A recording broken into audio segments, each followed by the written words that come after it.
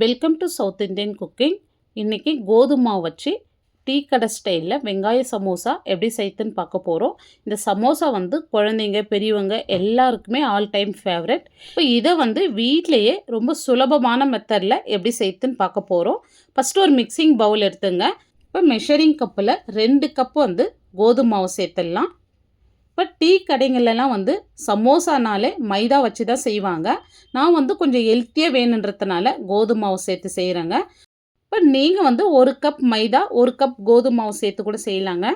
இப்போ இந்த மாவுக்கு தேவையான அளவு உப்பு சேர்த்துருங்க. இப்போ 1 ஸ்பூன் குக்கிங் ஆயில் சேர்த்துட்டு நல்லா மிக்ஸ் பண்ணி விட்டுங்க. இப்போ நம்ம 2 கப் மாவு எடுத்தோம், அதே கப்பில் 1 கப் அளவு தண்ணி எடுத்திருக்கேன். இப்போ கொஞ்சம் கொஞ்சமாக தண்ணி சேர்த்து பிசைந்து விட்டுங்க. இப்போ நம்ம சப்பாத்தி மாவு கொஞ்சம் லூஸாக பிசையுவோம், அதை விட கொஞ்சம் டைட்டாக பிசைந்து எடுத்துக்கலாம். இப்போ நான் 2 கப் மாவுக்கு 1 கப் தண்ணி எடுத்தேன். ஏன்னா மாவு கொஞ்சம் டைட்டாக பிசைந்ததுனால எனக்கு 3/4 கப் தண்ணி தாங்க ஆச்சு. இப்போ பாருங்கள், இந்த அளவுக்கு நல்லா டைட்டாக பிசைந்துருக்கேன் பாருங்கள் மாவு. இப்போ இது ஒரு 10 நிமிஷம் நல்லா ஊறட்டும். இப்போ ஒரு பேன் வச்சுடுங்க. இப்போ பேன் சூடு இருந்து 1 ஸ்பூன் எண்ணெய் சேர்த்துருங்க. ஒரு 4 பெரிய வெங்காயம் எடுத்து இந்த மாதிரி ரஃப்பாக கட் பண்ணிவிட்டு சேர்த்துக்கிறேன். நீங்கள் நீல வாக்கில் கூட கட் பண்ணிவிட்டு சேர்த்துக்கலாங்க. இப்போ இந்த வெங்காயம் ஓரளவுக்கு நல்லா வதங்கி வரணும். ஒரு கண்ணாடி பதத்துக்கு வதங்கினா போதுங்க. இப்போ பாருங்கள், இந்த அளவுக்கு வதங்கியிருக்கு. இப்போ இதுக்கு தேவையான அளவு உப்பு சேர்த்துருங்க.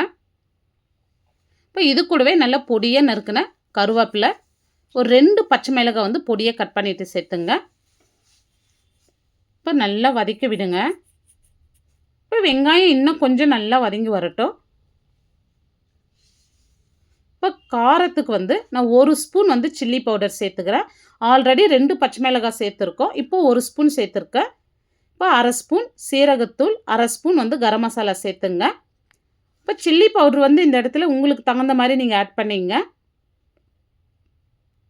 பாருங்கள், இந்த மாதிரி நல்லா கலந்து விட்ட பிறகு இப்போ இதில் பொடியாக நறுக்குன கொத்தமல்லி சேர்த்துங்க. இப்போ கொத்தமல்லி சேர்த்துட்டு ஸ்டவ் ஆஃப் பண்ணிவிட்டு நல்லா கலந்து விடுங்க.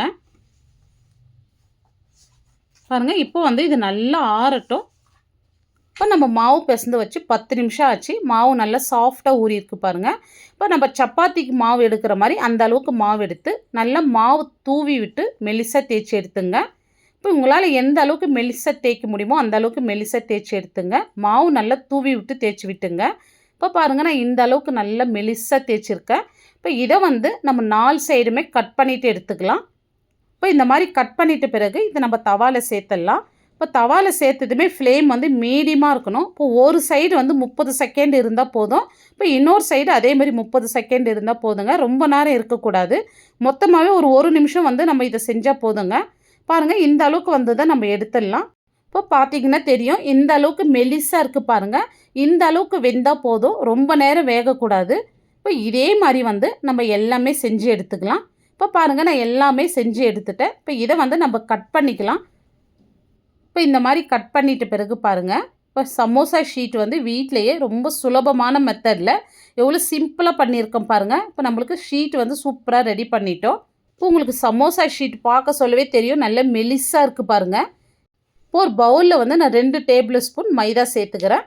இப்போ இதில் கொஞ்சமாக தண்ணி விட்டு கட்டி இல்லாத கரைச்சி எடுத்துங்க.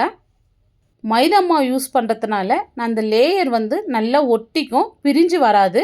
நீங்கள் கோதுமை யூஸ் பண்ணுறதுனால யூஸ் பண்ணிக்கலாங்க. இப்போ நான் ரெடி பண்ண ஷீட்லேருந்து ஒரு ஷீட் எடுத்து நான் எப்படி மடித்து விடுறேன் பாருங்கள். இந்த சைடு எடுத்து இந்த மாதிரி மடித்து விட்டுங்க. இப்போ இந்த சைடு நம்ம பேஸ்ட் அப்ளை பண்ணிக்கலாம், மைதா பேஸ்ட்டு. இப்போ இந்த கார்னர் எடுத்து இந்த கார்னரில் வச்சுடுங்க. இப்போ இந்த மாதிரி வச்சுட்டு அப்படியே ஒரு ப்ரெஸ் பண்ணுங்கள், நல்லா ஒட்டிக்கும். இப்போ பாருங்கள், ஒரு கோன் ஷேப்பில் கிடச்சிருக்கு. இப்போ இதில் நம்ம ரெடி பண்ண மசாலா வச்சிடலாம். இப்போ இதுக்கு மேலே நம்ம இந்த பேஸ்ட் அப்ளை பண்ணிக்கலாம். இப்போ அப்படியே மடித்து விடுங்க. இப்போ பாருங்கள், ஒரு முக்கோண ஷேப்பில் சமோசா எவ்வளோ சூப்பராக ரெடி பண்ணிட்டோம். நான் வீடியோவில் காமிக்கிற மாதிரியே நீங்கள் மடித்து விடுங்க. இப்போ இதே மாதிரி நம்ம எல்லாமே செஞ்சு எடுத்துக்கலாம். இப்போ எண்ணெய் பாருங்கள், மிதமான சூட்டில் இருக்குது, ரொம்ப காயக்கூடாது. இப்போ நம்ம ரெடி பண்ண சமோசா சேர்த்துடலாம். எண்ணெய் காஞ்சிருந்தால் டக்குன்னு மேலே கலர் வந்துடும். மீடியமாக இருக்கட்டுங்க, ஃப்ளேம் மீடியமாக இருக்கட்டும். ஃப்ளேம் ரொம்ப கம்மியாக இருந்தாலும் எண்ணெய் இழுத்துரும். அதனால் ஃப்ளேம் மீடியமாக இருக்கட்டும். பாருங்கள், இந்த அளவுக்கு வெந்தது அப்படியே திருப்பி விடுங்க. இப்போ இந்த மாதிரி திருப்பி விட்டு நல்ல கலர் மாறி வந்ததும் இப்போ நம்ம எடுத்துடலாம். இப்போ பாருங்கள், பார்க்குறதுக்கு நல்லா அப்படியே சமோசா கலர் வந்துருக்கு. இப்போ இதை வந்து நம்ம எடுத்துடலாம். இப்போ இதே மாதிரி நம்ம எல்லாமே செஞ்சு எடுத்துக்கலாம்.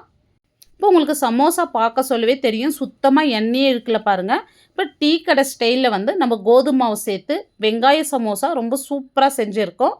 இப்போ இந்த சமோசாவை பார்க்க சொல்லவே சாப்பிட்ணும் போல் இருந்தால் கண்டிப்பாக உடனே செஞ்சு பாருங்கள்.